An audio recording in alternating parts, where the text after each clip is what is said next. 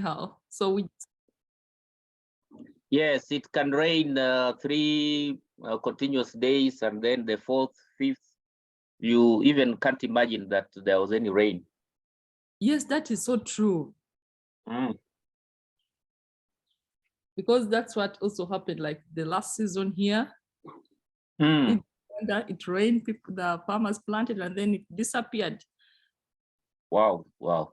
And there's nothing as bad as crop failure, but with our diverse systems, you always have something to fall back. Yes, yes, that is so true. Okay, So we are now live on Facebook. You can say hi to people, encourage them to share, to join. Yeah.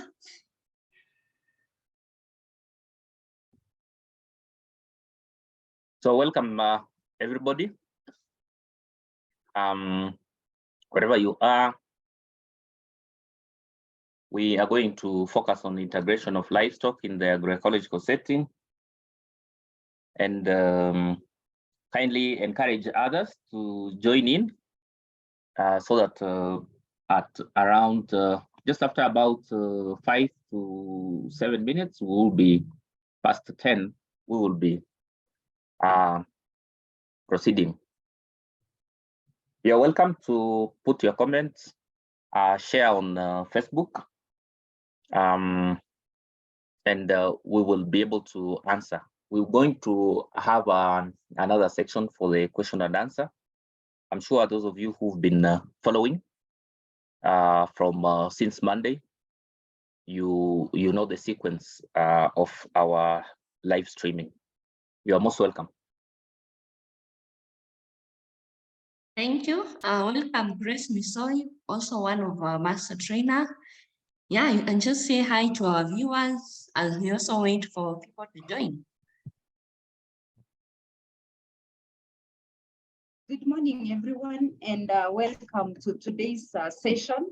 Good to see everyone online already, and we are still expecting more people to join. I hope it will be a learning session to all of us. Ferdinand, we wish you well as you take us through the day. Thank you very much. Thank you, Grace. Yeah, thank you. Continue joining. Let us know where you're from. Where are you streaming from? Are you in Kenya? Are you out of Kenya? Please tell us so that we know who we have online. Thank you.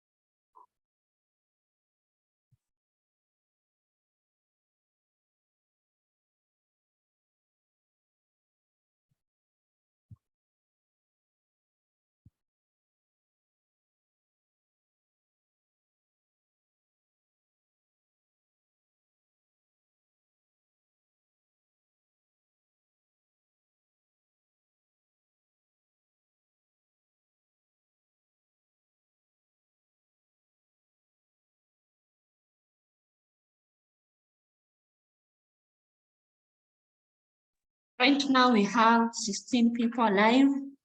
The numbers are rising, so we continue to wait. We start at 10:10.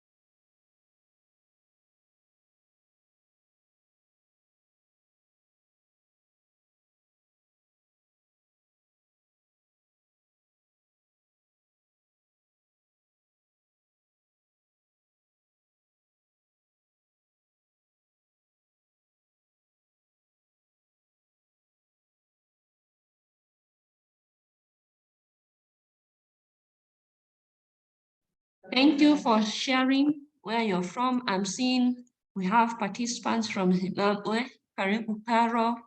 We have from Caritas Nyahururu. We have from Chibia and Eldoret. We have participants from Koan in Machakos. We have from VI Agroforestry. Welcome. We have from BVAT, World Vision Africa Trust, DEA Office, Aribu Sana LC, and Collins. Welcome from Chibia.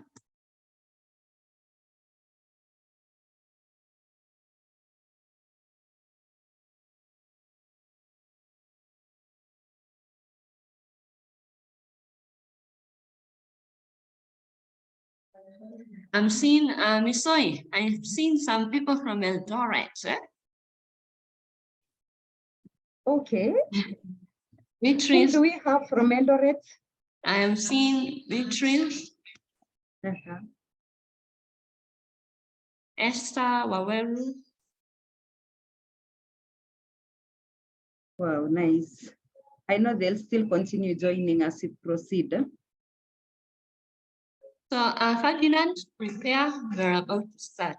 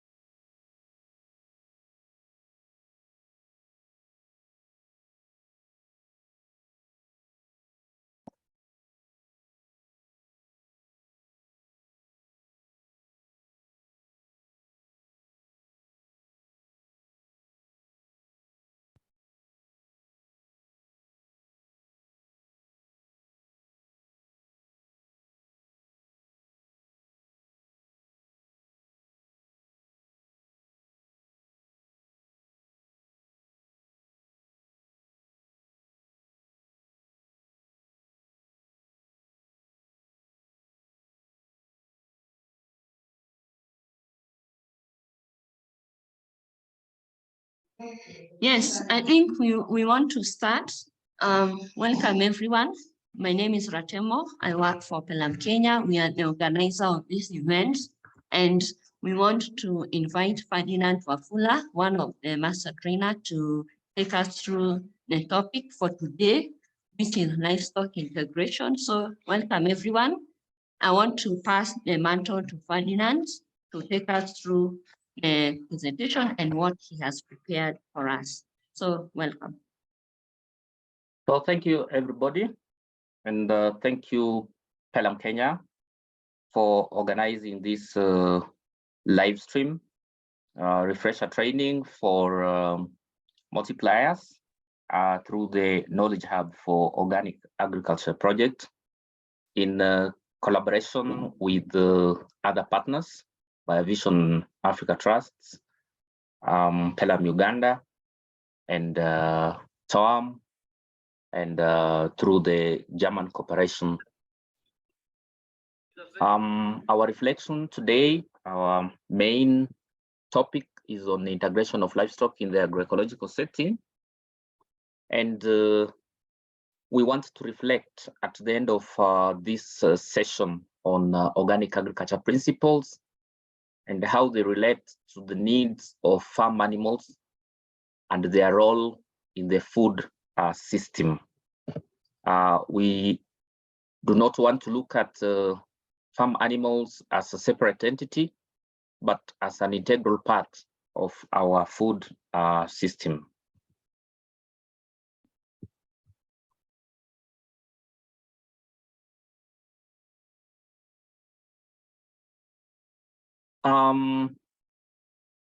Our integration system, sorry, let me just get back a little bit, organize my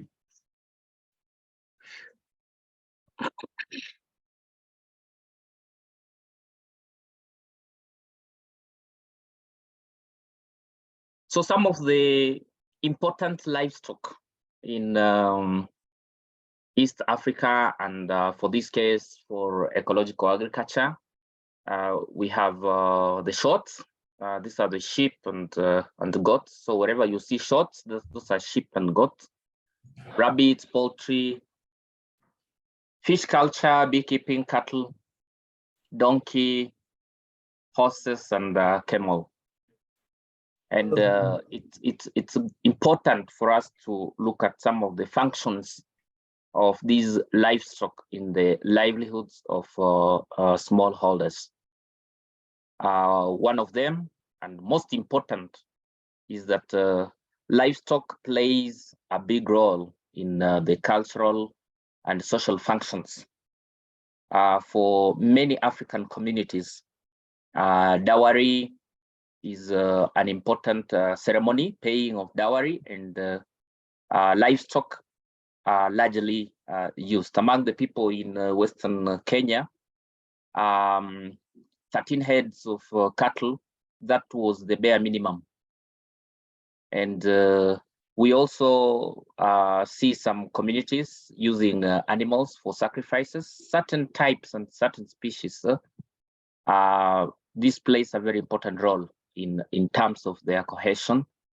And also different ceremonies, multiple ceremonies, wherever we have fundraising ceremonies and you have guests of honor, they are given animals as a sign of good leadership, stewardship, and other pests are other livestock are used for aesthetic reasons as pests, and also are kept as hobby. There are people who, because of certain illnesses, certain sickness, when they associate with certain animals, then that gives them some therapy, and that is very important because it's part of people's livelihood. And on the economic front, these are ready markets, and they provide raw materials in form of milk, meat, crafts, skins, feathers. There are certain industries in the country, in Kenya here, I'm aware, that use feathers, very bright feathers, specific feathers to make fish lines. They're exported. And then we also have animals that are used for plowing or draft power and for transportation. And these all contribute to the economic empowerment of farmers, and it's important to have them in mind. When we look at livestock, sometimes we're only thinking about the milk, meat, eggs, but we forget to look at the holistic picture of their economic importance. And then the environmental importance. These livestock are the sources of recycling of materials. And when we talk about renewable energy, this is important. We talk about the biogas, we talk about the compost and other forms of energy. This is very important. And some of the integration systems that we can talk about at two levels, at small scale and at large scale. And at small scale, we can talk about small scale mixed systems. We see crops, trees, livestock in the same land holding or on the same farm. And we can have a mixture of the livestock, both big and small, and with no definite arrangement on how they relate. And on a large scale, we can see ranches And this is a system we call agro-civil culture, where the animals are raised on pasture land, and we have fodder trees, and these are well managed, and the animals are also let on free range, and sometimes animals are also on rotational grazing. We will see later in a summary, in a pictorial form, how these systems are organized. Then we have agro-civil pastoralism, animals, trees, crops on the same land. So this is just some of the practices that exist within the East African region. And I'm sure it would be good for multipliers to try and locate what system exists within their context, and see the importance of integrating that in the environment. So some of the factors that affect the choice of livestock for integration that is important for us to just have in mind is the carrying capacity of land. So this is the ability of the land to be able to support a given type of animal within a given climatic condition. And also the animal characteristic and behavioral needs. For instance, people with very small land holdings in Western Kenya, in Nyanza, or in central Kenya, may not find it appropriate to keep a camel, because the needs of that animal are quite different. Even if we have a lot of pasture, but the needs of that animal and the behavioral patterns are different. And also the feeds availability and the knowledge and the use of the animals. These are some of the factors that affect the choice. And one other factor that is related to the carrying capacity is actually the climatic condition that favors that particular animal. And when we look at the environmental functions of livestock in ecological agriculture, most important aspects here, or those that are prominent and need to be given more emphasis, is waste recycling. And we talk about composting. Just the other day, we were looking at soils and the importance of having output, input relations to other farm elements. We will see later in pictorial form how this waste recycling can be organized, and with the different type of animals that are being raised and the design system that is being used. Then the function of pollination, and this is an ecosystem function. Animals or livestock like bees are very important in terms of diversity maintenance. Then there is also farm power. And we put emphasis on animal use for farm power because they are renewable and have a lower carbon footprint, lower emissions, if you compare to, let's say, the use of fossil fuel, if you use tractors and other machineries. And it all depends on how appropriate animal you're choosing and for what type of activity you want that animal to perform. In some parts of the world, like India, draft animals are used to pump water.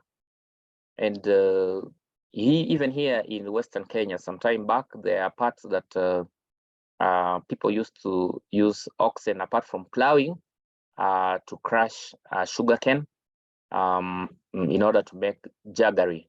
Some of these are being forgotten because we've had a lot of machinery and the use of fossil fuel, and it has made people think that some of these practices are primitive, but that is not the case. There is a lot of knowledge associated with these practices, and where appropriate and where this knowledge is still existing, these are areas for revival and areas for project input, so that we can talk about farm power with low carbon emissions. So an example of these integration systems, and we can have a look at beekeeping and look at its ecosystem service, where we have traditional methods of having log hives, pot hives, and different styles. In the different communities have different styles. There are those even who use reeds woven together to make those hives, and wild harvests in forests. We have those communities that have developed their skills to harvest in forests on particular trees that are associated with the bees. And even in caves. Some of these are very important because they have a lot of knowledge. There's a lot of knowledge related to making of the log hives, for example, even the pot hives. And this project is about knowledge hub for organic agriculture. And some of this knowledge need to be focused on in order for us to harvest. And I think for for multipliers, these are areas for us to dig deeper and not just focus on the other new methods like the Kenya top bar hives and the Livestock hives. If you compare, the costs are different because you have the traditional systems, you have more locally available materials, which can be organized in such a manner with a lot of innovation so that they can even match, because the quality of honey, it's still honey, but it depends on how it would be handled and the type of knowledge applied in the hive management. We also see beekeeping practiced in the wild areas, especially where we have natural community and government forests in protected areas. There are arrangements for communities to have hives around those protected areas so that there is a mutual benefit in terms of conservation of forests, as well as getting some economic value and environmental value, and also the social value out of this. And then we talk about on-farm integrated spaces, where planned local and specific trees and flowers are also done for bee foraging. And these may not be specifically for harvesting honey, but these may be done for the ecosystem service provision. Because the work that bees do, if you were to put that into monetary value, nobody would be able to pay those bees.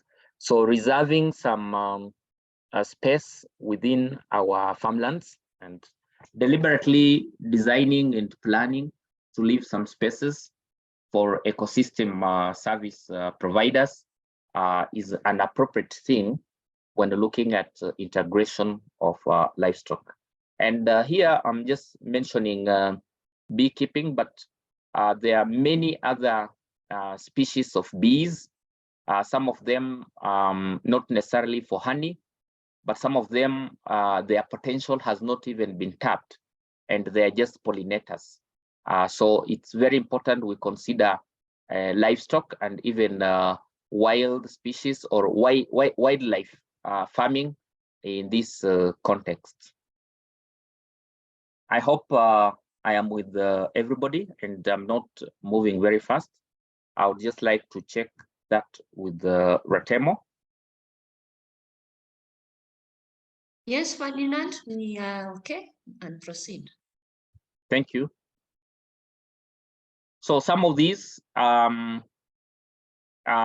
we may be familiar with what we see, but there's a lot of knowledge associated, as I said earlier, with the log hive. I think parts of Eastern Kenya, parts of the North Rift, many communities actually have a lot of knowledge on management of the traditional log hive.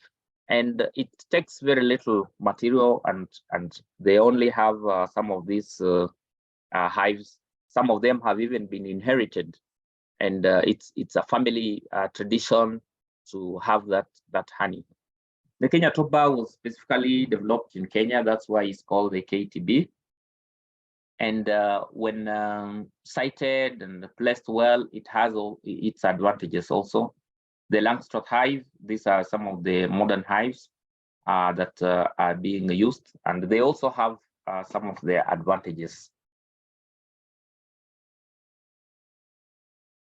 So some of the challenges as we integrate livestock like bees in relation to environment, and when we invert these challenges, it means that is actually the desired elements. We would be able to actually integrate them without causing any harm to the environment. And considering the organic principle on ecological balance and environmentally sound practice, then these are some of the harmful practices. The use of synthetics, and this has been emphasized from the very beginning, from the principles, especially the organophosphates, because some of them, and most of them actually are non-selective, and they will kill all insects, both the targeted pests and those beneficial pests. And there are very many beneficial pests that we may not know when we are using the synthetics. And again, we know that that also causes a lot of harm to our own health. Then bush clearing and burning some of the habitats. We actually destroy the habitat for animal and even those plant-animal interaction, the pollination and the ecosystem service providers. Apart from those that we know, there are so many other wildlife species in form of butterflies and other types, other species of bees. And bush clearing and burning is one practice that needs to be stopped. Monoculture, this destroys the natural habitat and the plant species diversity. It reduces diversity, and when we have reduced diversity, it means the natural habitat for some of these useful animals and like bees means they do not have a home, and this can even lead to extinction. And then poor harvesting methods like burning, which kills colonies, and this reduces the bee population and their ability to do their ecosystem service provision. And some of these challenges, some of these factors have been recorded in places like Europe, where they've had very, very, very low bee population, and it's one of the drivers to encourage people to stop use of synthetics, to stop monoculture, and adopt to more ecologically friendly farming systems. On poultry, we have free-range systems cage systems and deep litter systems.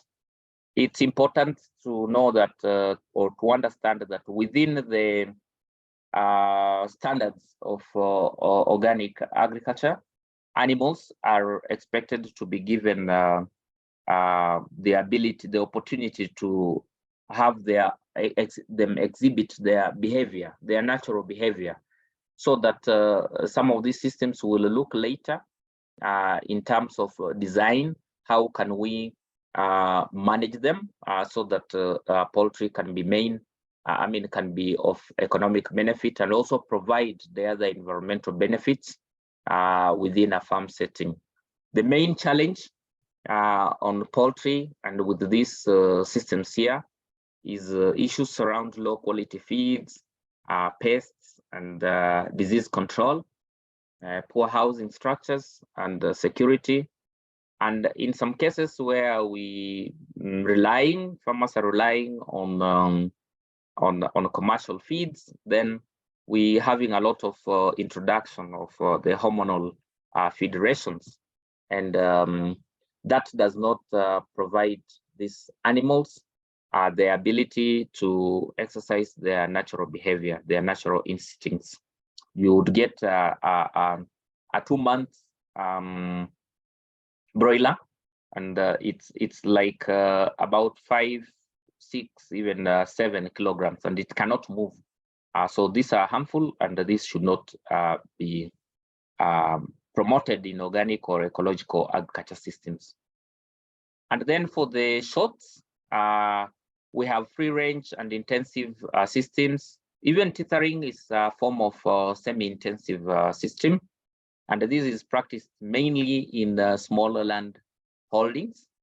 And then we also are now having the raised housing, where it's easy to collect manure, and the animals can be able to not stay in muddy or water conditions.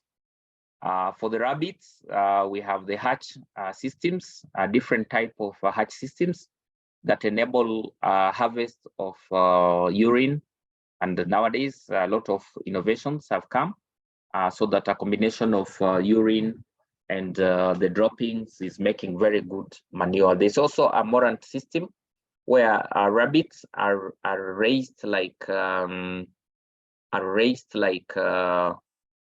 poultry in a deep litter system, and it gives them a lot of space to exercise. But the main challenges with the shorts, with the rabbits, is around inbreeding, disease control, pests, and then poor feeds and security.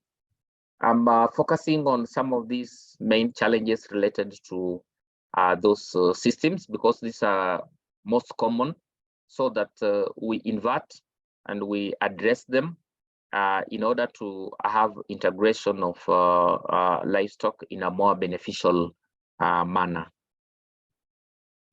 And then we have examples of fish farming in the small land holdings, where we have on-farm water harvesting and recycling. That's a benefit, where we have water harvesting on land, and we have fish, and that enables recycling of water and also recycling of nutrients, because fish will also produce a lot of their droppings in water will produce a lot of nitrogen, and that also enriches that water. When we use that water for irrigation or for tree nurseries, and then that becomes an added value. Then with the fish farming, especially on wetlands or in marshy places, this is actually a form of creating habitat maintenance with that natural fertility that attracts other wild birds, especially those that are called wading birds, those birds that like water surfaces. So when we create fish ponds near our homes, or if our land is adjacent to wetlands and streams, then we know that apart from raising that fish, that we are also having what we call habitat maintenance, because we are attracting other animals that are useful in maintaining balance within our farmsteads. The main challenge here is issues around the climate crisis, around drought, and also security, because not enough resources have been put into this kind of agriculture. And the use of pesticides and poisons in some areas, some of the water is heavily polluted. That some of the other challenges we're talking about on use of organophosphates and poisoning can easily get our fish also contaminated, and that's a dangerous thing. We do not want to achieve to have that in ecological agriculture. Then for cattle, we have this is the most common intensive systems, zero grazing. This is now become very common and also semi-intensive because of the land pressure. So many people are doing the zero grazing, and also because of the availability or unavailability of feeds, many people will do semi-intensive, so they can keep the animals inside for some time, but when they've harvested, they can let the animals out. And then we have extensive, and this is common in ranching, in ranches, in regions like Kenya. We have very many ranches. I'm not sure with but Uganda also has some ranches. And then in pastoral areas, we also have got the nomadic way of raising cattle, but it's having a lot of challenge because of the drought that I've just mentioned. We have donkeys and horses, and in ecological agriculture, these are practices that are very important, especially when we talk about farm power. And unfortunately, the attitude towards these animals in some regions is not very good, so that we have very poor equipment used, and poor attitude, just poor attitude. You see, somebody who's lazy is always called, you are lazy donkey. And I think donkeys are one of the most hardworking animals, but because they actually do not react like other animals. So it's important for attitude change in regard to farm animals, because they actually contribute a very key role in terms of reducing carbon emissions, because they are renewable energy. And if you were to cost the working horses or donkeys in terms of time and in terms of the load that they carry, in terms of when especially in market places and where we have hilly terrain, you'd find that these are the only animals that are used. Horses are not so much used in Kenya, Uganda, and Tanzania, but they are so much used in Sudan and Ethiopia, and they are the main draft animals for farm power. Then we have other livestock that are used mainly as ornamentals, and they also are very important in terms of maintaining ecosystem balance within homes. These are pigeons, quails, and these are delicacies. So some of them in Western Kenya, like where I'm working, quail raising is actually a tradition and a lot of knowledge related to quails. And usually some habitat used to be left with natural grasses, and that would be a landing pad where people would put the traps and use that as food. So while they were doing that, there was a very sustainable practice, because leaving that natural habitat specifically for those quails was kind of providing some conservation measure. And manure from pigeons and quails is really rich in phosphorus. And for those farms that have integrated these, we've seen a lot of indigenous vegetables growing without a lot of effort. Guinea fowls are usually integrated in poultry systems, and they do very well together with the local chicken.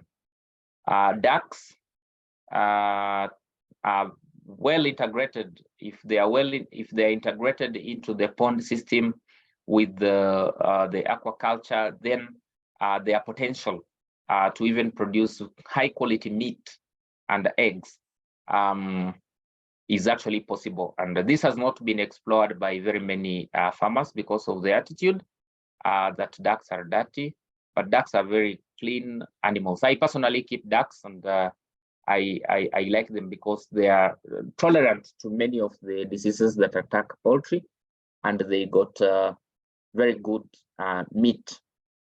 If you compare the quantity of meat on one mature duck, you can't compare that with chicken, which most people like.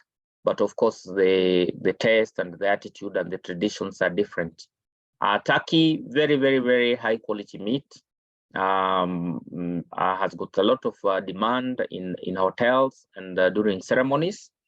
I have some friends from the United States, and that they have during one of the celebrations, they usually use turkey, and so that becomes a specialty. And when we look at use of animals, as I mentioned earlier, in terms of ceremonies, we should not just look at those traditional ceremonies in Africa, but there are other people who have come from different parts of the world and who also use some of these animals in the ceremonies and the sacrifices, and that is what defines a people's culture, and it's important. There's a lot of knowledge to that, and because it's part of maintaining certain species, existence of that species. Geese, peacock, and guinea pigs are other small livestock that are raised, especially by others are raised by children, like guinea pigs in places where we're operating in Western Kenya. This is a main preoccupation of the youth. So the main challenge with this ornamental livestock is low knowledge and poor housing, because there is low knowledge on their needs. So even some of the housing is not appropriate. We think we tend to put them together with the chicken, because that's the one that we know most often, but then we do not realize the full potential that they have. And because we also think some of them are quite destructive, so that they also are affecting our habitat. Okay. I will like to pause at that moment before we go to the second slideshow. And if there are any comments, any observations or any questions, then they can be raised after that point.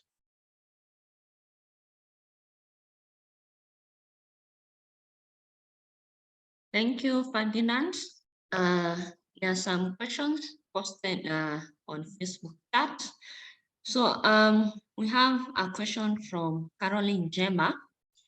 At what point will rabbits be considered organic, considering that they cannot be let go to roam like chicken, into brackets, natural habitats and behavior? Maybe you can respond to that as people continue to post questions. Yes, rabbits are easy to organize so that they integrate within that organic farmstead. If you can only provide some security, like good fencing, so that they can be able to get out of their hatches and also roam about. And there are some instances like where I said a moorant system where you have some concrete, a slab is made, and then some mud, a mountain of mud is placed at the center of that house, so that and then it's left to dry, let's say about 2-3 months. And then the rabbits will be able to dig tunnels inside there, and then that is the place they will actually do they will actually rear the young ones inside there, because that is the natural habitat they like. And so you can imitate what happens in nature, and you need space, and then you need fencing, and you need that kind of innovation, and then it works. Thank you. For the participants on Zoom, if you have a question, please just raise it as I continue getting questions from Facebook.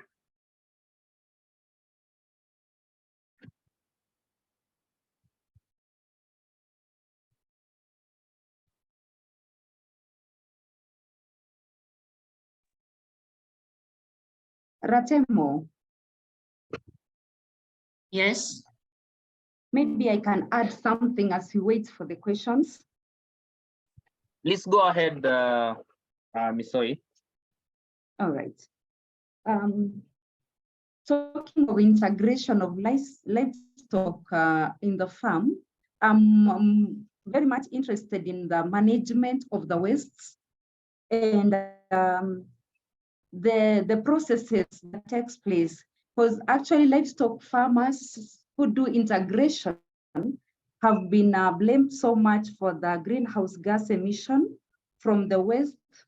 And so it is very important that our multipliers also understand the processes, the actions that are required to capture, to store, to treat, and even use the manures that come from the livestock, which are either in form of liquid, solid, or slurry, or liquid form. Water waste, milk residues for those who do livestock. How we handle the waste is very important. And I wanted to share an experience of what I saw a farmer doing. It's actually an institution, one of the prisons in Kenya, how they manage waste from the livestock unit before they take them to the farm. And I was very much interested on how they use the waste pond. Like all the waste from the livestock are directed to a waste pond that is well covered. Actually, it's not a digester per se because they're not collecting any biogas, although I know it would be possible to collect some gas from the waste. But for them, how they cover the waste ponds and how they direct from the overflow, how they direct the same waste to the farm, like they don't just spread the waste the way most farmers do. Instead, they dig trenches in their Napier grass farms or their vegetable farms, so the waste flows through channels in the farm, and the channels are covered. Others have been even planted with some grass. They cover the ponds, the drainage in the farm, so that it is not exposed to sunlight. So I wanted to talk about